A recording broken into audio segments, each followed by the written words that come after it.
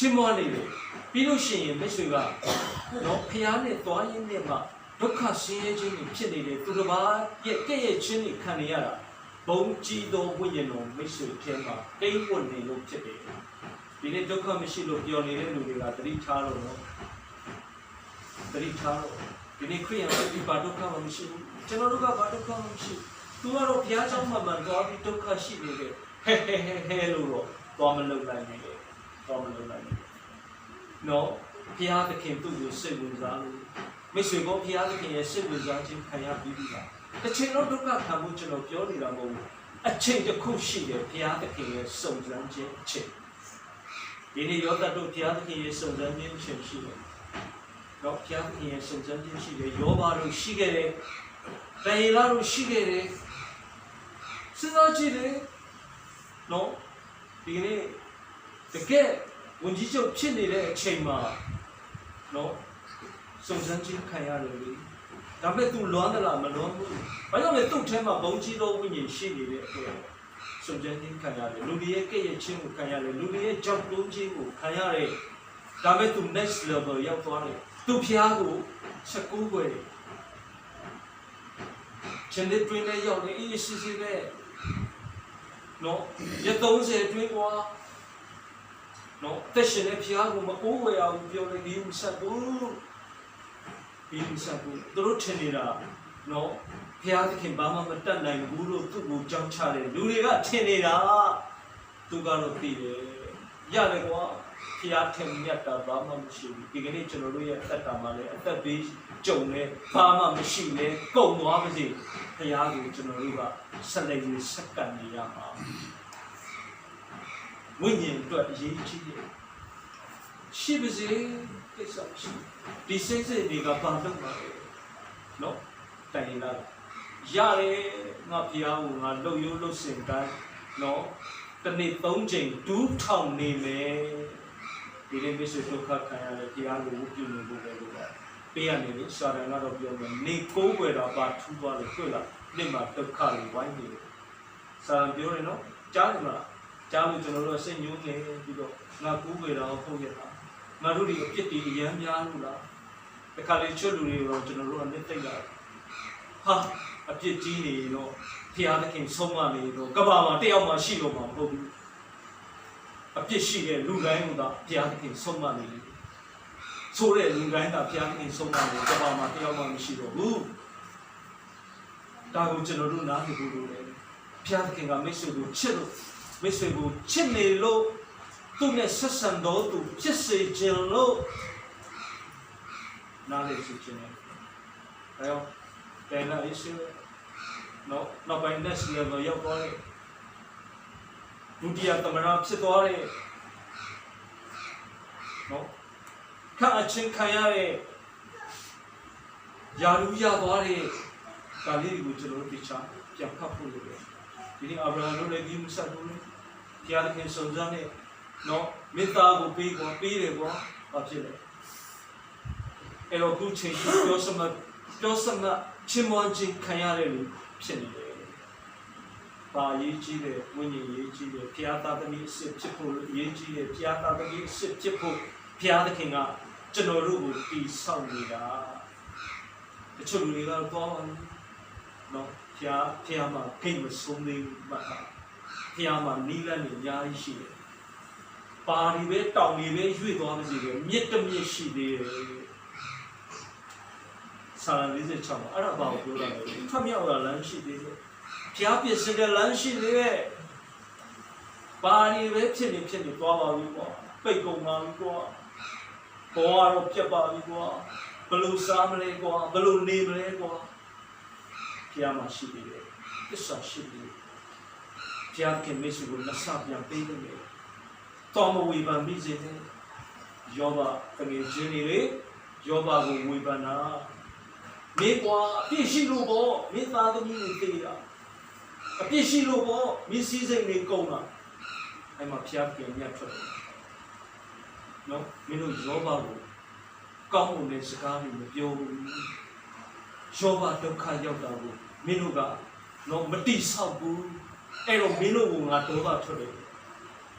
မင်းတို့ကငါအမျက်ထွက်တယ် ယောဘဖြစ်နေလို့မှမင်းတို့ယောဘကိုမတိဆောက်ဘူးအဲ့တော့မင်းတို့ရစ်ပူဇော်ရင်ပူဇော်မင်းတို့ကိုယ်စားယောဘမင်းတို့တောင်းပန်ပေးရမယ်မင်းတို့ရစ်မပူဇော်ရင်ဘုရားခင်ကသူတို့ကိုစီရင်တော့မှာဒါကြောင့်မသိဘဲနဲ့ရံပြောလို့မရဘူးချုပ်လူတွေဘုရားနဲ့သွားနေရင်ပေါ့ဘုရားနဲ့မသွားဘဲနဲ့ဒုက္ခခံရရင်တော့ခံပါလို့တော့ကိုတော်ကနော်ကျမ်းစာက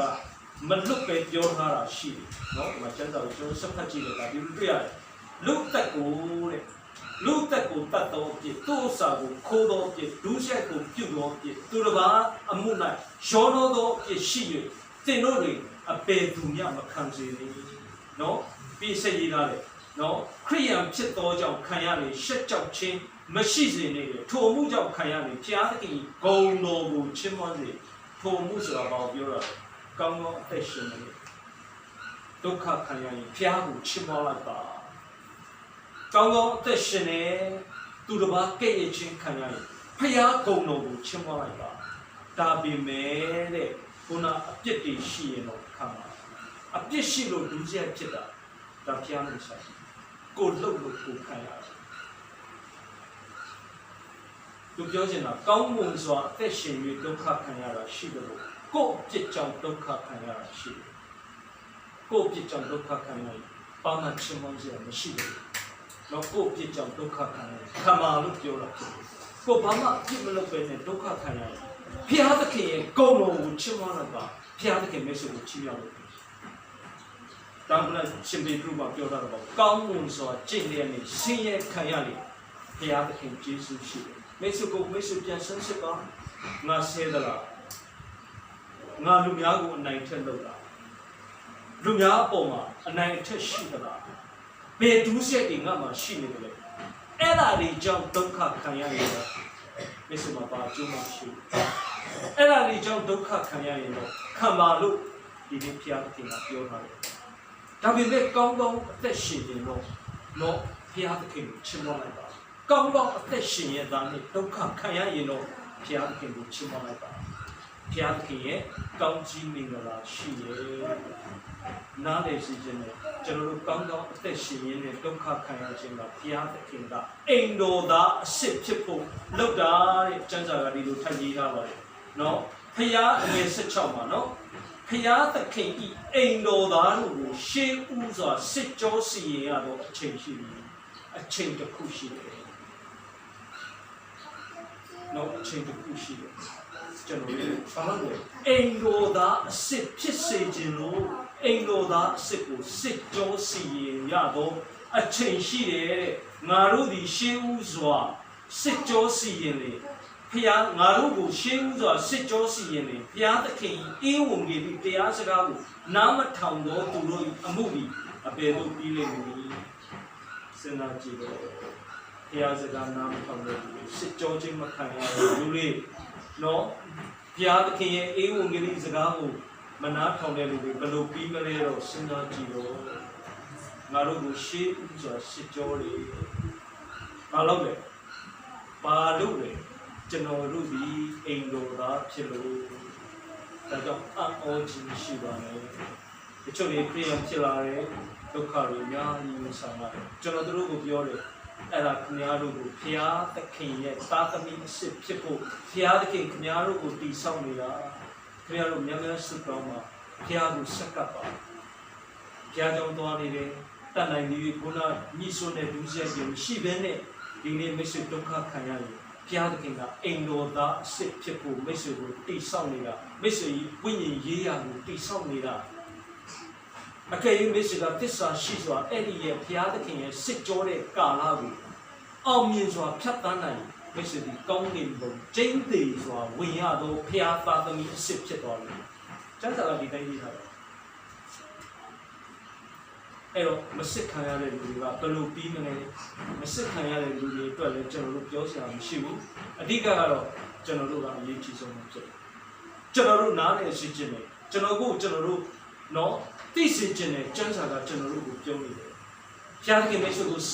စိတ်ဝင်စားလို့မိတ်ဆွေကောင်းကောင်းအသက်ရှင်တယ်သူကမိတ်ဆွေကိုစုံစမ်းတာဒါပေမဲ့အတိုင်းအတာတစ်ခုတည်းပဲတစ်ချိန်လုံးဒုက္ခတွေမှာမနေရဘူးအဲ့ဒီပြီးသွားရင်ဘုရားသခင်ကကောင်းချီးပေးလို့ ရောသတစ်ချိန်လုံးထောင်ထဲမှာမနေရဘူးတိုင်ရတစ်ချိန်လုံးချင်းတဲ့တွင်းထဲမှာမနေရဘူး